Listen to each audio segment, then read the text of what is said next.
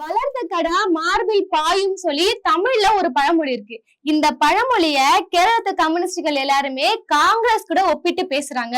ஏன்னா நடந்து முடிஞ்ச அந்த சட்டமன்ற தேர்தல்ல காங்கிரஸ் தேசிய அளவுல தன்னுடைய உண்மையான முகத்திரையை கொஞ்சம் கொஞ்சமாக கிழிக்க ஆரம்பிச்சிருக்காங்க. இப்ப கேரளால நடந்த இந்த தேர்தல்ல எப்படியாவது காங்கிரஸ் வெற்றி பெற வேண்டும் என்பதற்காக கூட்டணி கட்சியில இந்திய அளவுல ஒரு இந்தியா கூட்டணியில கம்யூனிஸ்ட் நம்ம கூட இருக்கிறாங்கன்றதை தாண்டி நம்ம எப்படியாவது ஜெயிச்சணும்னு சொல்லி கம்யூனிஸ்ட் என்பது பிஜேபியோட பி டீம் சொல்லி அப்பட்டமா ஒரு பிரச்சாரத்துல ஈடுபட்டாங்க. அதனால தமிழ்நாட்டுல மட்டும் இல்ல கேரளாவிலே பாத்தீங்கன்னா காங்கிரஸ் ஒரு மிகப்பெரிய ஒரு துரோகத்தை செஞ்சுச்சுன்னு சொல்லி கம்யூனிஸ்டுகள் எல்லாருமே ஒரு அதிருப்தியில இருக்கிறாங்க. இன்னைக்கு ஒரு மிகப்பெரிய ஒரு குற்றச்சாட்டை எடுத்து வைக்கிறாங்க. இப்ப நான் சொல்லியிருந்தால ஒரு பழமொழி, இந்த கடாவாது வளர்த்தவனோட மார்புல பாயும். ஆனா இந்த காங்கிரஸ் என்ன பண்றாங்கன்னா கூட்டணிக்கு எங்கெல்லாம் வாய்ப்பு இருக்கோ அங்கெல்லாம் போய் பாயுறாங்க அப்படின்ற ஒரு குற்றச்சாட்டை முன்னெடுத்து வைக்கிறாங்க. இப்ப சமீபத்துல சசிதரன் அவர்கள் பிரதமரை போய் மீட் பண்ணார்ல, இதோட முக்கியமான கோர்னா அவங்க என்ன சொல்லுவாங்கன்னா அங்க மரியாதை நிமித்தம் காரணமாக போய் சந்திச்சோம்னு சொல்றாங்க. ஆனா உள்ள இருக்கக்கூடிய கம்யூனிஸ்டுகள் என்ன சொல்றாங்கன்னா இதோட முக்கியமான ஒரு கோரே இப்ப ஒரு டபுள் கேம் ஆடுறாங்க. இங்க வந்து பிஜேபி எதிர்ப்புன்னு சொல்றாங்க. ஆனா சசிதரன் போயிட்டு பிஎம் மீட் பண்ணும்போது முக்கியமான ஒரு விஷயமாக பிஎம்ஸ்ரீ திட்டத்தை வந்து கேரளாவில நடைமுறைப்படுத்துவதற்கான சில பேச்சுவார்த்தைகள் எல்லாம் போச்சு. அப்ப இவங்க வந்து வெளிப்படையா மக்களுக்கு என்ன சொல்றாங்கன்னா நாங்களும் வந்து பிஜேபி உள்ள வரதுக்கான எல்லா வழிகளும் அவங்க மறைமுகமா செய்யறோன்ற ஒரு தகவலை கொடுக்குறாங்க. அப்ப ஒட்டு மொத்தமா இவங்க வந்து பச்சையா ஒரு டபுள் கேம் ஆடுறாங்க அப்படின்ற ஒரு குற்றச்சாட்டை கம்யூனிஸ்டுகள் இப்ப எடுத்து வைக்க ஆரம்பிச்சிருக்காங்க. இவங்க மட்டும்தான் பாத்தீங்கன்னா இப்ப சமீபத்துல இந்தியா கூட்டணி கட்சிகளுக்கான ஒரு கூட்டம் நடந்துச்சுல, அந்த கூட்டத்துக்கு வந்திருக்கக்கூடிய அந்த எதிர்கட்சிகளை என்ன பண்ண ஆரம்பிச்சிருக்காங்க பாத்தீங்கன்னா கூட்டத்துல வச்சு காங்கிரஸை நோக்கி கேள்வி கேட்க ஆரம்பிச்சிருக்காங்க. நிறைய சுவாரஸ்யமான ஒரு விஷயம் நடந்துச்சு. அதாவது திரும்ப அவர்கள் நேரடியாக இன்னைக்கு அவர் தாவேக்கால போய் இணைஞ்சிட்டாரு. அதனால இவரும் வந்து ஒரு டிவிகே சங்கி மாதிரியோ இல்ல பிஜேபி மாதிரியோ காங்கிரஸ் கூட இணைஞ்சிட்டாரு மாதிரி ஏதாவது பேசினாங்க. ஆனா அந்த கூட்டத்துல திரும்ப அவர்கள் நேரடியாக கேள்வி கேட்டிருக்காரு. காங்கிரஸ் இந்த மாதிரி நீங்க பண்றதுன்றது ரொம்ப தவறான ஒரு விஷயம், உங்களோட அணுகுமுறையை நீங்க முதல்ல மாத்தணும்னு சொல்றாரு. எதனால அப்படி சொல்றாருன்னா இப்ப எப்படி தமிழ்நாட்டுல திமுக கூட்டணியில இருந்து அவங்களோட ஆதரவை பெற்று நீங்க தேர்தலை வெற்றி பெற்ற அப்புறமா ஒரு கட்சியில போய் இணையறீங்க, அதை ஒரு குற்றம் சாட்டுறாரு. ஆனா நீங்க போனதை வச்சு ஒரு குற்றம் சாட்டல, எல்லா கட்சிகளும் அப்படி போறாங்க. ஆனா நீங்க போன விதம்ன்றது ரொம்ப தவறான ஒரு விஷயம். ஏன்னா இங்க இருக்கக்கூடிய கம்யூனிஸ்டுகளும் விசிகா போன்ற கட்சிகளும் ஒரு முறையான ஒரு அறிவிப்பை செஞ்சுட்டு ஒரு ஆலோசனை நடத்திட்டு அவங்க போயிருக்காங்க. ஆனா நீங்க என்ன பண்ணீங்க, இங்க ஜெயிச்சுட்டு அடுத்த 2 நாளே பாத்தீங்கன்னா ஆளுக்கான பணியூர்ல இருக்கீங்க.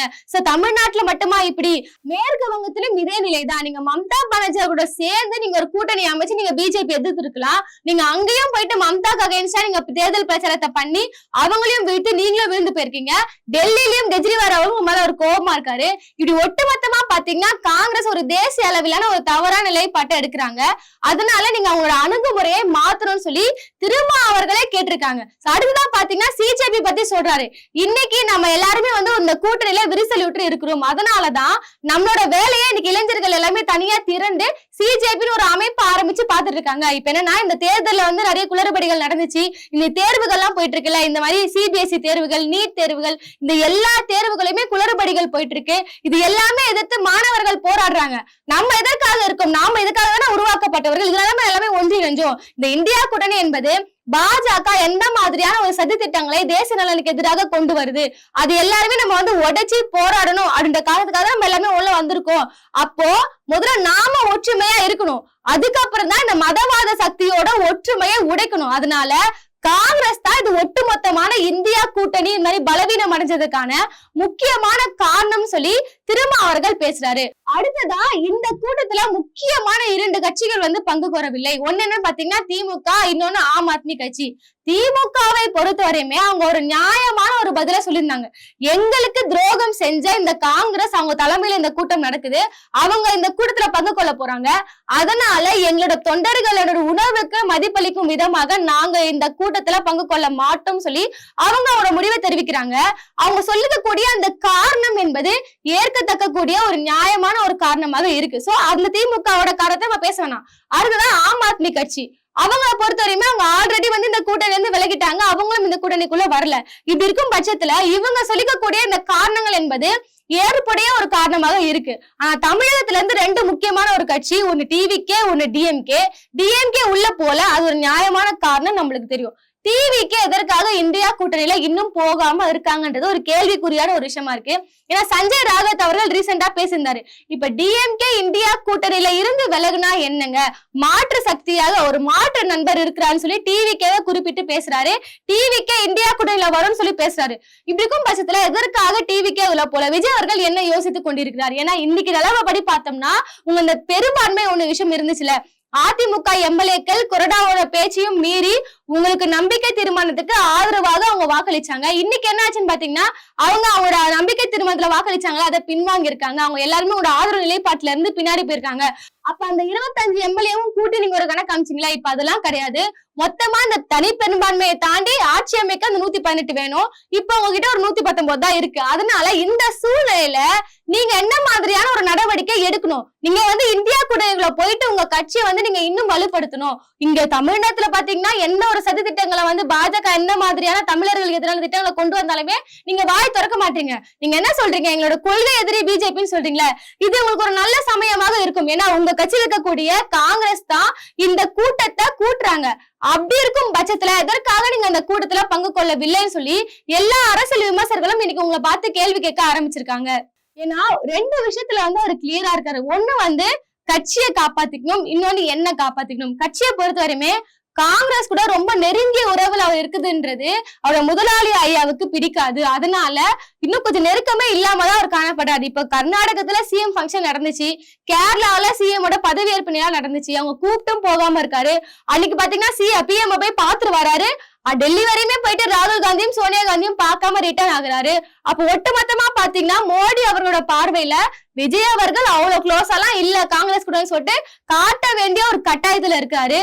அடுத்துதான் தன்னை தானே காப்பாத்திக்கிறாரு. அது ஏன்னா நிறைய வழக்குகள் ஒன்றிய அரசு கிட்ட மாத்திட்டு இருக்கு. அதிலும் கரூர் போன்ற ஒரு குரூஷியலான வழக்கு அவர்கிட்ட இருக்கு. அதனால நம்ம எதனாவது நெருக்கம் காட்ட போயிட்டு மோடி முதலாளி அவர்கள் நம்மள எப்ப அடிப்பாங்கன்னே தெரியாது. அதனால இவங்க ஒரு சைடு ஊசலாடிட்டு இருக்காரு. அப்ப ஒட்டுமொத்தமா பாத்தீங்கன்னா இந்த பிஜேபி எதிர்ப்பு, நாங்க தான் கொள்கை ரீதியா அவங்களை எதிர்க்கிறோம்னு சொல்றது எல்லாமே இவர் சொல்லியிருந்தார்ல, இந்த பூச்சாண்டி காட்டுறீங்களா அந்த மாதிரி இருந்துச்சுல, அது எல்லாமே இப்ப இவரு செஞ்சுட்டு இருக்காரு. இந்த கூட்டணி கட்சிக்குள்ள மற்ற கட்சிகள் போதோ இல்லையோ, ஆனா இன்னைக்கு இவ்வளவு மக்கள் உங்களை ஓட்டு போட்டு தேர்ந்தெடுத்து இருக்காங்க. யாரும் பிஜேபிக்கு எந்த இடங்களும் அவங்க வாய்ப்பு கொடுக்கவே இல்லை. அப்ப பிஜேபி வேணான்ற முடிவுல தான் தமிழ்நாட்டு மக்கள் இருக்காங்க. இப்படி இருக்கும் பட்சத்துல அவங்களோட உணர்வுகளுக்கு மதிப்பளிக்கும் விதமாக நீங்க ஒரு இந்தியா கூட்டணிக்குள்ள போனீங்கன்னா இன்னும் உங்க கட்சி என்பது வலுவாக இருக்கும். நம்ம ஆல்ரெடி எல்லாமே சொன்ன மாதிரிதான் இவர் இணைவாரு. அவங்களோட தோழமை கட்சியான காங்கிரஸே ஒரு இந்தியா கூட்டணியை வழி நடத்தி போவாங்க. ஆனா இவரு அந்த கூட்டணி கட்சிக்குள்ள போக மாட்டாரு. அப்படி இவர் உள்ள போயிட்டு பாஜகவை ஸ்ட்ராங்கா எதிர்க்கணும்னு நினைச்சிருந்தாங்கன்னா அவங்களுக்கு ஒரு மிகப்பெரிய ஒரு வாய்ப்பு இருந்துச்சு. ராஜ்யசபா சீட்டு இருந்துச்சு, அதை தூக்கி அவங்க காங்கிரஸுக்கு கொடுத்திருக்க மாட்டாங்க. சோ காங்கிரஸுக்கு ஒரு எம்பி சீட்டு கொடுத்திருக்காங்கன்னு சொல்லி காங்கிரஸ் எல்லாருமே கொண்டாடிட்டு இருக்காங்க. அதுக்கு காரணம் என்னன்னு பாத்தீங்கன்னா ஒரு நல்ல உறவு எல்லாம் கிடையாது. அவங்களால நாடாளுமன்றத்துக்கு போயிட்டு பிஜேபி ஒரு சட்டம் எப்படி தமிழர்களுக்கு எதிராக கொண்டு விடுவாங்க. அப்ப அவங்களுக்கு ஆதரவு தெரிவிச்சாலும் பிரச்சனை, தெரிவிக்கலனாலும் பிரச்சனைன்ற மாதிரி எதுக்கு நாங்க மாட்டிட்டு முழிக்கணும். அதனால நீங்களே எம்பி சீட் வச்சுக்கோன்னு சொல்லிதான் அவங்களோட நிலைப்பாடு இன்னுமே இருக்கு. சோ டிவிக்கு இந்த மாதிரி இருக்காங்க. இந்தியா கூட்டணி என்பது தொடர்ந்து பலவீனமான ஒரு அமைப்பாகவே இப்ப போயிட்டு இருக்கு. ஒரு சைடு பார்த்தோம்னா டிவிக்கு உள்ள வந்துரும், அவரு மாற்று நண்பர், நாங்க இன்னும் ஸ்ட்ராங் ஆகும் அப்படின்னு சொல்லிட்டு காங்கிரஸ் தரப்புல இருந்து இந்த இந்தியா கூட்டணி கட்சிகளை கன்வின்ஸ் பண்ற வேலையில அவங்க இறங்கிட்டு இருக்காங்க. ஆனா டிவிக்கே பாத்தீங்கன்னா துளியும் கூட அது விரும்பவே இல்லை. பாஜக எதிர்ப்புன்றத வாயில சொல்ல கூட அவங்க தயங்கல. சோ இவங்களை வச்சு எப்படி இந்தியா கூட்டணியை பலப்படுத்த போறாங்க? டிஎம்கே இந்தியா கூட்டணியில இருந்து வெளியே வந்ததுன்றது இந்தியா கூட்டணிக்கே மிகப்பெரிய ஒரு இழப்பாக இருக்கு. இது ஒரு புறம் இருக்க, மம்தா பானர்ஜியை பத்தி பேசியானும். இப்ப எல்லாருமே அதிருப்தியில இருக்காங்கன்னு சொன்னோம்ல, இப்போ காங்கிரஸ் துரோகம் பண்ணிடுச்சு, அதனால டிஎம்கே உள்ள வரல, கூட்டணியில பங்கு கொள்ள ஆம் ஆத்மி உள்ள வரல. மம்தா பானர்ஜி அவர்கள் எதற்காக இது உள்ள போனாங்க நீங்க கேள்வி கேட்டீங்கன்னா, இன்னைக்கு மம்தா பானர்ஜி அவர்களோட திரிணாமுல் காங்கிரஸ் இன்னைக்கு ஊசலாடிட்டு இருக்கு. கட்சியில இருக்கக்கூடிய எம்பிக்கள் எல்லாருமே ஒரு 28 எம்பில 20 எம்பி கிட்ட என்டிஏ கூட்டணிக்கு ஆதரவுன்னு போயிட்டாங்க. கட்சியில இருக்கக்கூடிய ஒரு 80 எம்எல்ஏல 59 எம்எல்ஏ கிட்ட தனி அமைப்பாக போறாங்க, தனி கட்சியாக பிரிய வர வாய்ப்புகள் போயிட்டு இருக்கு. இப்படி எம்பிகள் ஒரு பக்கம் போக, எம்எல்ஏ ஒரு பக்கம் போக, இப்ப நான் இந்தியா கூட்டணியில வர மாட்டேன், நான் ஒரு தனி நிலைப்பாடு எடுக்கிறேன்ற ஒரு முடிவை மம்தா பானர்ஜி அவர்களால் எடுக்க முடியாது. அதனால அவர் இந்த இந்தியா கூட்டணியில பங்கு கொள்றாங்க. ஆனா இந்த மீட்டிங்கை முடிச்சு வெளியே அரவிந்த் கெஜ்ரிவால் அவங்க தனிப்பட்ட முறையில சந்திக்கிறாங்க. இப்போ ஒட்டுமொத்தமா பாத்தீங்கன்னா இந்த இந்தியா கூட்டணி என்பது ரொம்ப வலுவாக இருந்து பாஜகவை எதிர்க்க வேண்டிய கட்டாயம் என்பது இருக்கு. ஆனா இந்த கூட்டணியை சிதைக்கக்கூடிய வேலைகளை காங்கிரஸ் பார்த்துட்டு இருக்காங்க. மல்லிகார்ஜுன் கார்கே என்ன சொல்றாருன்னா, எல்லாருமே வந்து ஒன்றிணைந்து இருங்க, யாரும் இப்படி பிரியாதீங்கன்றாங்க. இது எப்படி இருக்குன்னா, இந்த தொட்டிலையும் குழந்தையும் கிள்ளி விட்டு தொட்டிலையும் ஆட்டி விடுவோம்னு சொல்லுவாங்கல்ல, அந்த விதமாக தான் இருக்கு. இன்னைக்கு உங்க கூட்டணி கட்சிகள் எல்லாருமே எல்லாருமே ஒரே குற்றச்சாட்டு தான் வைக்கிறாங்க. நீங்க வந்து ஒரு கொள்கை ரீதியா இருக்க மாட்டீங்க. இப்ப வந்து நாங்க தேச அளவுல ஒரு நிலைப்பாடு, அதே வந்து மாநில தேர்தல் வந்துச்சுன்னா ஒரு நிலைப்பாடு எடுக்கிறீங்க.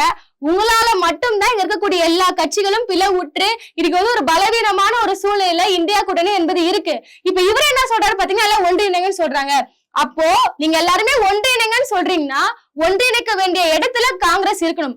அத பண்ண மாட்டோம்னு சொல்லி ஒரு நிலைப்பாடு இருக்கிறீங்களா? அதனாலதான் இந்தியா கூட்டணியில இருக்கக்கூடிய அனைத்து கட்சிகளும் இப்ப அதை நோக்கி கேள்வி கேட்க ஆரம்பிச்சிருக்காங்க. சரி, எப்படியோ நடந்து முடிஞ்ச இந்த கூட்டத்தினோட விளைவாக இந்தியா கூட்டணி ஒரு மறுமலர்ச்சி பெறும், எப்படின்னா அவங்க ஸ்ட்ராங் ஆயிடுவாங்கன்னு எதிர்பார்த்தோம். ஆனா இந்த ஒட்டுமொத்தமா இந்த கூட்டம் எதற்காக நடைபெற்றுச்சுன்னா, நம்ம வந்து மாத்தி மாத்தி கம்ப்ளைண்ட் ரைட்ஸ் பண்ணுவோம், இந்த மாதிரி நீங்க பண்ணிருக்கீங்க, துரோகம் பண்ணிருக்கீங்க, முதல்ல நம்ம ஒன்றிணுவோன்ற மாதிரிதான் இந்த கூட்டம் தொடர்ந்து போச்சு. எப்ப இந்த கூட்டணி வலிமையாக போகுது, இவங்க எப்ப வலிமையாகி வந்து பாஜகவை வந்து வலுவாக எதிர்க்க போறாங்கன்றது இது எல்லாமே கேள்விக்குறியான ஒரு விஷயமாக இருக்கு. நான் என்ன உங்ககிட்ட ஒரு கேள்வி வைக்கிறேன்னா, டிவிக்கு எதற்காக தொடர்ந்து வந்து இந்த இந்தியா கூட்டணியில போக மறுக்கிறார்கள், யோசிக்கிறார்கள் சொல்லி ஒரு விஷயம் சொல்லியிருந்தேன். இதன் காரணமாக என்ன வேணா இருக்கலாம் சொல்லி உங்க பார்வையில என்ன இருக்குன்னு சொல்லி உங்க கருத்துக்களை பதிவுல சொல்லிடுங்க. அடுத்த வீடியோல சந்திப்போம். நன்றி.